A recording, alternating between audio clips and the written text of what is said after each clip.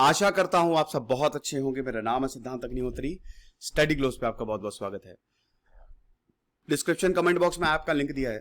आज SBI clerk pre plus mains की last date है, तो जाओ और ऑफर को अवेल करो। साथ ही साथ यूपीएससी के कोर्सेज हैं बहुत ही मिनिमल दामों पे दोस्तों, फ्री में बांट रहे हैं। लगभग उतना भी नहीं ले रहे जितना सस्टेन कर पाए। तो आज हम बात करेंगे पर्ल हार्बर की। कल मैं कोई लेक्चर नहीं लूंगा यूट्यूब पे, तो टुमारो कुछ ज्यादा ही काम है मुझे।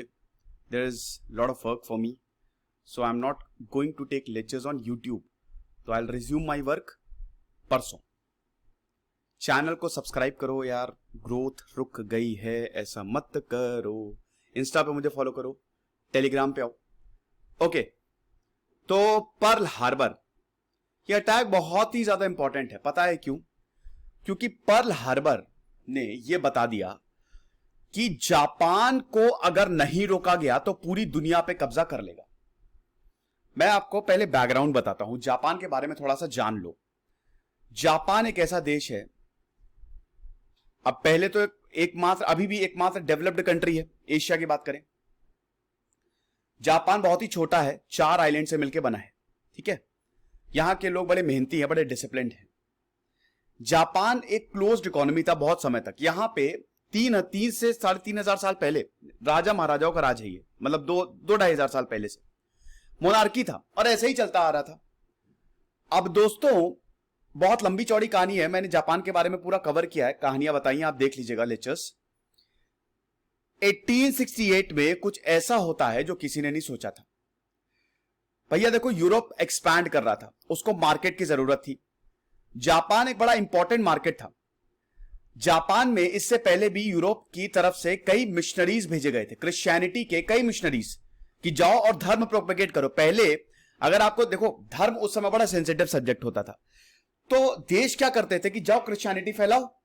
अब लोग होते थे वल्नरेबल, तो जब लोग वेस्ट के धर्म को फॉलो करेंगे तो अल्टीमेटली वो वेस्ट के लोगों को भी तो वेलकम करेंगे। तो ये बहुत बढ़िया टैक्टिक होती थी। जापान में कभी क्रिश्चियनिटी फैली नहीं पाई, क्योंकि जापान में अगर आप क्रिश्चियनिटी लेके आते थे तो वहां पे मार दिया जाता था। भयानक। वो अभी मूवी आई थी नेटफ्लिक्स पे, अभी नहीं पिछले साल, मार्टिन स्कॉर्सेज़ की, बहुत ही शानदार मूवी, वो इसी पे ही है। लेकिन 1860 में बहुत हो गया, 1860 में 1860 में अमेरिका का हो गया मूड खराब। अमेरिका की पूरी फ्लीट जाती है जापान, सर पे बंदूक रखती है और बोलती है जापान से, सुन जापान, ज्यादा बकवास ना करो, तब से देख रहे हैं तुम्हारी बेवकूफी, और इतने सालों से जो तुमने अपनी इकोनॉमी क्लोज करके रखी हुई है ना, अब इसको खोल दो। जापान ने बोला नहीं तो क्या करोगे? अमेरिका ने बोला नहीं तो पूरा देश उड़ा देंगे, अटैक कर देंगे तुम पे। जापान की गिग्गी बंद गई। जापान के समय बहुत बड़ी आर्मी थी नहीं, समुराय थे, जापान में भी सोसाइटी का डिवीजन था। ठीक है, तो जापान ने बोला ओ माय गॉड, अब तो करना पड़ेगा। इन्होंने अपनी इकोनॉमी खोल दी। तो 1860 आते आते जापान की इकोनॉमी खुल गई। मैं बता रहा हूं दोस्तों, पूरे वॉर का बेसिस क्या था, बेस क्या था, बैकग्राउंड बता रहा हूं। ठीक है, अब 1868 में एक और बहुत बड़ी चीज हो गई, मेजी रेस्टोरेशन होता है। भैया नए एम्परर आ गए। मेजी रेस्टोरेशन पे भी मेरा पूरा सेपरेट लेक्चर है। जापान पूरा पलट गया, जापान एकदम ट्रांसफॉर्म हो गया, वो अब एक कैपिटलिस्ट इकोनॉमी बनने चला गया। जापान में देश आके इन्वेस्ट कर रहे हैं। जापान का नया संविधान आ गया। जापान में आर्मी को ऑर्गेनाइज कर दिया। जो दबदबा होता था, जो समुराय का दबदबा, जो लैंडलॉर्ड्स का दबदबा, उन सबको खत्म किया जापान ने। और 1890 आते आते जापान को अपना संविधान मिल गया और जापान का एम्परर सर्वे सर्वा हो गया। और अब जापान के पास आ गई इंपीरियल आर्मी। जापान के पास एक पूरी आर्मी आ गई। अब जापान ने एक साइड से बैंड बजाना शुरू की, है ना। जापान भैया जीतता गया, वो रुका ही नहीं। एक चीज और हो रही थी 18th सेंचुरी में, 19th सेंचुरी में चाइना ने जो भी वॉर लड़े 19th सेंचुरी में, मतलब 1800 से लेकर 1900 तक, वो सब हारे। ठीक है, इसको ग्रेट ह्यूमिलिएशन पीरियड बोला जाता है। चीन बहुत बर्बाद हो गया पूरी तरीके से। आज का स्टांस, इसीलिए चाइना इतना ज्यादा कट्टर हो गया। तो पहले तो ब्रिटिशर ने हराया, आधे से ज्यादा यूरोपियंस चाइना में थे, पूरा चाइना को कंट्रोल कर रहे थे। वहां पे जो क्या कहते हैं, अरे जो एम्परर था वो पपेट था, वो चाह के भी कुछ नहीं कर पा रहा था। चाइना में भी तो बॉक्सर रेबेलियन हुआ था ना 1899 में, जब परेशान हो गए तो लोग कि अब हम यूरोपियंस की नहीं सहेंगे, हमारा देश और ये लोग आके रूल कर रहे हैं। इसी दौरान जापान ने 1894 में अटैक कर दिया चाइना पे। 1894 से लेकर 95 first Sino Japanese war, band बजा दी। इतना मारा चाइना को, इतना मारा कि पूरा मंचूरिया जापान के पास। 10 साल बाद 1904 में हम देखते हैं रशिया के साथ जापानीज रूसो वॉर। जापान जैसे छोटे देश ने रशिया को हरा दिया। इसका फर्क भारत पे भी पड़ा। भारत भी बोल रहा था जब जापान जैसा छोटा देश रशिया को हरा सकता है तो हम ब्रिटेन को क्यों नहीं हरा सकते। नेशनलिस्ट मूवमेंट शुरू हो गया और जापान इतना ज्यादा एक्सपैंड कर गया कि समझिए कि एक के बाद एक उसने एरिया को अपने कब्जे में ले लिया। जापान ने अपने आप को पूरी तरीके से ऑर्गेनाइज कर लिया।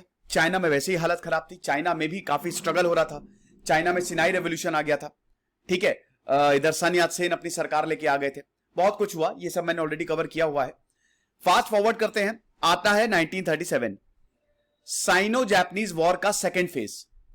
Second Sino Japanese war, rapes of Nanking. Japan ने नैनकिंग को इन्वेड कर दिया। इतिहास का सबसे काला चैप्टर है ये। नैनकिंग में भयानक बलात्कार किए, लोगों को मारा, जिंदा जला दिया, बहुत दिक्कतें हुई। जापान ने भयंकर अत्याचार किए, है ना। वो मुझे तो ऐसा ही लगता है ना कि जब आप इतिहास, भले ही जापान के ऊपर न्यूक्लियर बॉम्ब बहुत गलत था, लेकिन अगर आप इतिहास में जाएंगे तो जापान ने सबसे ज्यादा अत्याचार किए दुनिया में, बहुत खतरनाक। चाइनीज पे तो बहुत ज्यादा, मतलब दुनिया पे नहीं, चाइना पे तो बहुत ज्यादा। तो अब 1937 फिर से भैया सेकेंड साइनो जापानीज वॉर शुरू हो गया। अब चाइना की हालत खराब हो गई, चाइना की बैंड बज गई। 1939 में शुरू हो गया वर्ल्ड वॉर 2, ठीक है। अब जब वर्ल्ड वॉर 2 शुरू होता है तो जर्मनी के हिटलर ने वर्ल्ड वॉर 2 शुरू किया, इटली ने जर्मनी का साथ दिया। जापान बिल्कुल अलग है, जापान अभी ना जर्मनी ना इटली के साथ आया, लेकिन बाद में जापान दोनों के साथ आ गया। तीनों ने एक पैक्ट साइन किया, ट्राईपार्टाइट एग्रीमेंट, कि अगर आप पे हमला हुआ तो हम आपकी मदद के लिए आएंगे। ये थे एक्सेस पावर्स, है ना। अब वर्ल्ड वॉर 2 के डायनेमिक्स आप समझ गए। एक तरफ था जर्मनी, एक तरफ था इटली, एक तरफ था जापान वर्सेस एलाइड पावर्स। शुरुआत में ब्रिटेन, फ्रांस को तो हिटलर ने पूरा अपने कब्जे में ले लिया था, तो फ्रांस के पास तो कोई चारा ही नहीं था। चाइना पे जापान कहर बरसा रहा था, ठीक है।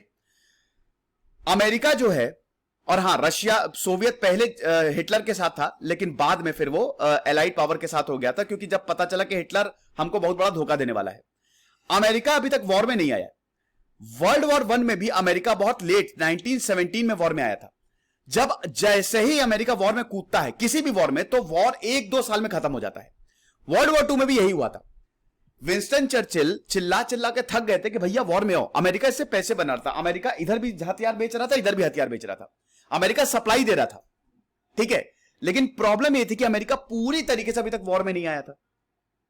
इधर जापान का प्लान बहुत खतरनाक था।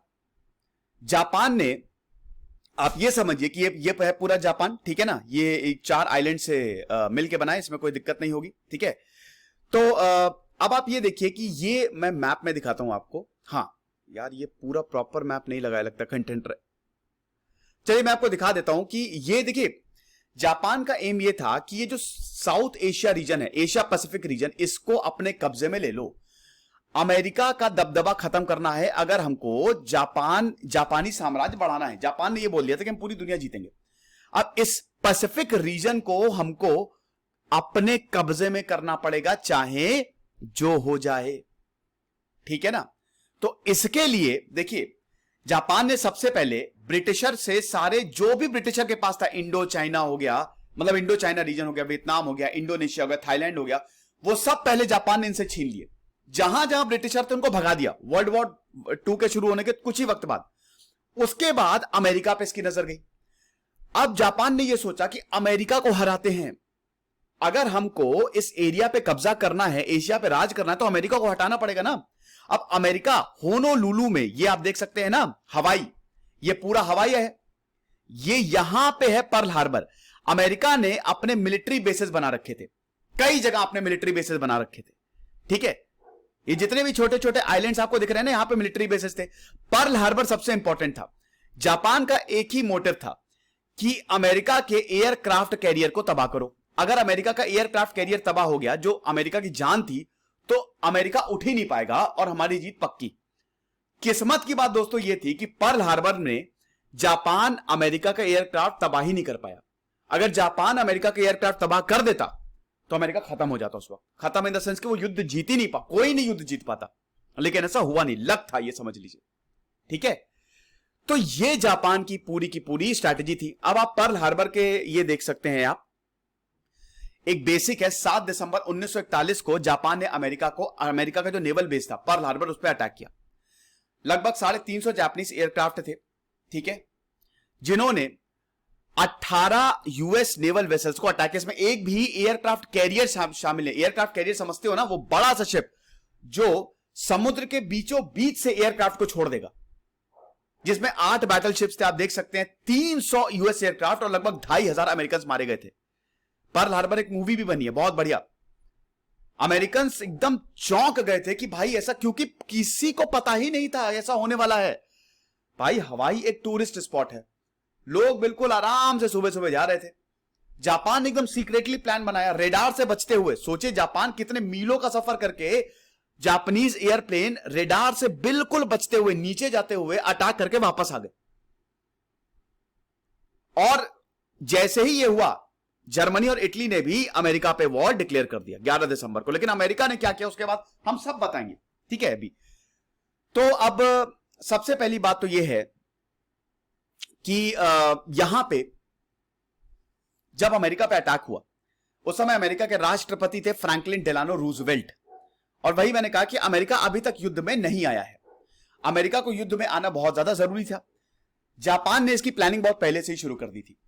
जापान ने सीधा बोला कि ऐसा है, हम इसको सबसे पहले हमको एयरक्राफ्ट कैरियर को तबाह करना है, ठीक है, और जितने भी एयरक्राफ्ट है, क्योंकि यहां पे पर्ल हार्बर पे इनका मेन बेस है, पर्ल हार्बर खत्म कर देंगे तो अमेरिका ही खत्म हो जाएगा। तो और हमको ये बिल्कुल सीक्रेट तरीके से करना है, इसके लिए जितने भी जान चली जाए। अच्छा, जापानी क्या थे ना, पागल थे बिल्कुल, कामिकाज़े। वो क्या करते थे, जापान को, उनका इतना ब्रेन वॉश्ड थे जापानी सोल्जर कि अगर मान लो अटैक नहीं, वो उनको डर है कि वो पकड़े जाएंगे, पूरा का पूरा प्लेन लेके घुस जाते थे। सुसाइडर्स थे ये, समझ रहे, सुसाइड बॉम्बिंग और सुसाइड प्लेन से लेके पूरा का खत्म, फिदाइन, ऐसा था। तो भैया जब इन्होंने पूरा प्लान बनाया और जापान की पूरी फ्लीट जो है वो रेडी हो गई। 7 दिसंबर की घटना है ये। इससे पहले जापान और अमेरिका ने अपनी टेंशन्स, और ध्यान दीजिएगा अभी तक अमेरिका वॉर में नहीं आया है, जापान और अमेरिका ने अपनी टेंशन्स खत्म करने की कोशिश की। इधर जापान के डिप्लोमेट मिले अमेरिका, बट कोई भी चारा नहीं निकला, सब बेकार। 350 जापानीज एयरक्राफ्ट रेडी थे, 6 एयरक्राफ्ट कैरियर थे, 230 माइल्स ऑफ नॉर्थ ऑफ वायु। अब यही था कि जितनी जल्दी से जल्द हो सके, क्योंकि अगर ज्यादा समय लेंगे, ये 2-3 घंटे में खत्म हो गया था दोस्तों, ज्यादा समय लेंगे तो फिर अमेरिकन भी रिटेलिएट करेंगे। एक ही बार में सब तबाह करो ताकि अमेरिका रिटेलिएट ही ना कर पाए। Simple plan. हम ये देखते हैं। अच्छा, ये तो चलिए मैं आपको ये पैसिफिक फ्लीट अमेरिका की जान थी, पूरी की पूरी पैसिफिक फ्लीट पर हार्बर पे थी। तो जापान ने यही सोचा कि अगर पैसिफिक फ्लीट को खत्म कर दें तो हम पैसिफिक ओशन पे कब्जा कर लेंगे। ये चलिए मैं आपको बता ही चुका हूं, ठीक है ना। ये सब जगह है, यहां पे ये है पर्ल हार्बर, दिख रहा है ना, छोटा सा पर्ल हार्बर यहां पे है। तो ये सब हुआ। ये उस समय के प्राइम मिनिस्टर थे जापान के, हिडेकी टोजो। तो अब ऐसा नहीं था कि अमेरिका को पता नहीं था। देखिए उस समय डिकोडिंग चलती थी मैसेज की।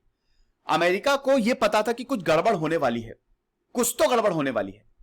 और अमेरिका ने, लेकिन जब तक ये मैसेज प्रोपेगेट करने में, आगे पहुंचाने में देर हो गई। उनको पता था कि गड़बड़ तो होगी, लेकिन मैसेज आगे पहुंचाने में देर हो गई। अगर मैसेज आगे पहुंचा देते तो शायद, मतलब मैसेज टाइम पे पहुंच जाता कि यह जापान जो है प्लानिंग कर रहा है, तो ये होता नहीं। शुरुआत होती है दोस्तों वॉर से। इस तरीके का अटैक हुआ सुबह 7:30 बजे। जापानीज फ्लीट जो है, जापानीज शिप्स जो है, रेडार ने इनको स्पॉट किया, लेकिन ये इतनी तेजी से आए, रेडार वैसे तो रेडार से बचते हुए आए, जब एकदम पास आ गए तब रेडार ने इनको स्पॉट किया। लेकिन तब तक बहुत देर हो गई थी। ये 2-3 वेव्स में हमला हुआ है। एक पहले वेव आई, ठीक है, एयरक्राफ्ट हमला करके चले गए, दोबारा फिर से आई ये हमला करने। ये आप देख सकते हैं ना, इस तरीके से हमला हुआ था। अब आप देख सकते हैं कि फर्स्ट वेव लगभग सुबह 7:30 बजे आई।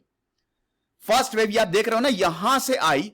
और आप देखिए व्हीलर बेस इनका बड़ा इंपॉर्टेंट है। सबसे पहले तो यहां पे हमला किया तड़ातड़। अमेरिकन को कुछ पता ही नहीं चला, कुछ अमेरिकन तो बस सो रहे थे, सो के उठे थे, वो सोते सोते मर गए। और उसके बाद एकदम से इनके 230 मील से आए थे, एकदम से इनके जो मेन पर्ल हार्बर था, मेन जगह थी, वहां पे हमला कर दिया। सेकेंड वेव जो है, अब पहली वेव हमला किया, इसमें आधे से ज्यादा तबाह, ठीक है, अमेरिका के आधे से ज्यादा वेसल्स तबाह। पहली फ्लीट, जब तक मैसेज जाता, मैंने बताया ना कि अमेरिका ये सब तुरंत करना था, ज्यादा देर लगाते तो अमेरिका रिटेलिएट करता। जब तक मैसेज अमेरिका तक जाता तब तक इनकी दूसरी वेव आ गई। अब उसके बाद फिर से आप देख रहे हैं, ये राइट से और ये लेफ्ट से पूरा किनोहा बेस होते हुए, पहले किनोहा बेस और होनोलुलु करके ये इनकी पैसिफिक फ्लीट थी, यहां पे मेन इनकी फ्लीट तैनात थी, सब खत्म, उड़ा दिया सब। और आप ये देख सकते हैं, ये टॉर्पीडो एयरप्लेन्स थे। टॉर्पीडो एयरप्लेन्स आप समझते हो ना क्या होते हैं, मैं आपको इसका थोड़ा सा मतलब भी समझा देता हूं। टॉर्पीडो मिसाइल बम, उस समय की छोटी छोटी प्लेन ऐसे जाता था और टॉर्पीडो नीचे छोड़ देता था और वो खत्म, वो एरिया बर्बाद, समझ रहे हैं। ये डाइव बॉम्बर्स थे, सीधा प्लेन लेके घुस जाते थे। और ये हाई लेवल बॉम्बर्स थे, ये जो आपको ये इसमें दिख रहा है ना, ठीक है, ये एकदम जो स्ट्रेट लाइन दिख रही है, ये हाई लेवल बॉम्बर्स थे। इनकी जरूरत बहुत ज्यादा थी। और ये टोटल मिला दो तो लगभग 350 के करीब एयरक्राफ्ट थे जापान के। पूरी ताकत झोंक दी थी अमेरिका को बर्बाद करने के लिए, और अमेरिका को बर्बाद किया भी काफी हद तक।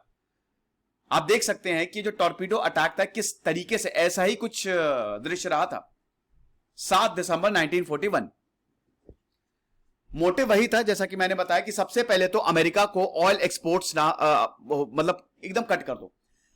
देखिए, ऑयल एक्सपोर्ट मतलब एनर्जी को, एनर्जी सोर्स को कट कर दो, खत्म कर दो। यहां से सब कुछ जाता था ना अमेरिका के पास, तो यही पहले बात तो इकोनॉमिकली अमेरिका को क्रिपल कर दो। 80% जो Japan actually relied on the United state for 80% oil, और अमेरिका की ऑयल सप्लाई के बिना इनकी नेवी फंक्शन ही नहीं कर सकती थी, ठीक है। तो अच्छा, मोटिव क्या था अटैक का? सबसे पहले तो क्योंकि जापान वर्ल्ड वॉर 1 में घुस गया था, तो अमेरिका ने ऑयल सपोर्ट देना बंद कर दिया था जापान को। ऑयल सपोर्ट दिया ही नहीं, मतलब देखो, जापान अमेरिका पे 80% जो ऑयल था, तेल था, वो अमेरिका जापान को देता था। और ऑयल से ही भाई, एनर्जी से ही तो नेवी एयरक्राफ्ट चलेंगे ना, तो नेवी पूरी की पूरी निर्भर थी अमेरिका से। अमेरिका ने मना कर दिया कि हम तुमको तेल नहीं देंगे, जिसकी वजह से जापान और ज्यादा तेल में ला गया। अच्छा, ऐसा करोगे मेरे साथ? साथ ही साथ एशिया को जीतने की कोशिश थी, एशिया फॉर एशियंस। जापान जो है अब एशिया पे कंट्रोल करेगा, ब्रिटिश, फ्रांस, डच नहीं, इनको भगाएंगे और हम एशिया पे कंट्रोल करेंगे, ठीक है। सिर्फ यहां पे पर्ल हार्बर पे अटैक नहीं हुआ था, जैसे ही पर्ल हार्बर पे अटैक हुआ ये लोग आगे चले गए, सिंगापुर, हांगकांग, मलाया, इन सब पे, बाकी जो अमेरिका की टेरिटरीज है वहां पे भी अटैक किया, फिलीपींस, गुआम। ये एक बहुत बड़ा मैसेज था यूरोपियंस और अमेरिका को कि अब हम चुप नहीं बैठेंगे, तुमने जो इतने टाइम से हमको रूल किया ना, अब तुम गए काम से। बहुत सारे अमेरिकन की जान गई। और जैसा कि मैंने बताया कि अमेरिका ने इसको डिकोड करने की कोशिश की, ऐसा नहीं है, अमेरिका ने सोचा, अमेरिका को मैजिक, वो वर्ड्स भी मिले, प्रोजेक्ट मैजिक, लेकिन जब तक ये आगे पहुंचाया जाता तब तक काफी देर हो गई। और फिर ये अमेरिका को भी नहीं लग रहा था कि इतनी हिम्मत तो नहीं होगी जापान की कि हम पे आके अटैक कर दे। अब आप ये देख सकते हैं, यूएसएस एरिजोना, तो ये जो इनका बैटलशिप था पूरा तबाह, यूएसएस एरिजोना, ये देख सकते हैं खत्म हो गया बिल्कुल, ठीक है, इतना भयानक अटैक था। व्हीलर फील्ड, ये देख सकते हैं ना, ये व्हीलर फील्ड है, ये मैप में आप देख, अभी मैप में दोबारा चलूं क्या पीछे वापस, ये देखो, ये व्हीलर फील्ड है, यहां पे ये डाइव बॉम्बर्स थे, ठीक है, इसको पूरा तबाह कर दिया। व्हीलर फील्ड का इस तरीके का, यहां पे इनके अमेरिका के सारे प्लेन्स तैनात थे। आगे देखते हैं और क्या क्या हुआ, ये देख सकते हैं आप, खत्म। अमेरिकन जब सब कुछ लुट पिट गया, तो जब अमेरिका ने देखा फोर्ड आइलैंड पूरा तबाह, कि यार ये क्या हो गया। ये एरिजोना का मेमोरियल है, बहुत लोगों की इसमें जाने गई थी, 68 सिविलियंस मारे गए थे। अब अमेरिका जब उठा नींद से, जापान ने अमेरिका एक बहुत बड़े शैतान को जगा दिया। जब अमेरिका को पता चला कि बाप रे बाप इतना बड़ा अटैक हुआ है, फ्रैंकलिन डेलानो रूजवेल्ट, जापान पता नहीं कौन से सस्ते नशे करके बैठा हुआ था, उसको पता नहीं था कि अमेरिका की ताकत कितनी बड़ी है।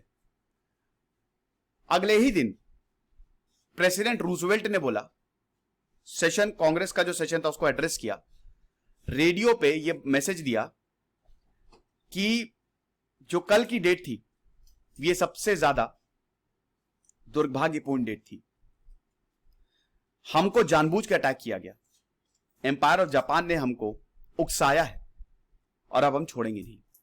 11 दिसंबर को जर्मनी और इटली भी आ गए। जापान, जर्मनी, इटली बोले अरे ऐसी की तैसी कर देंगे, आने दो अमेरिका को।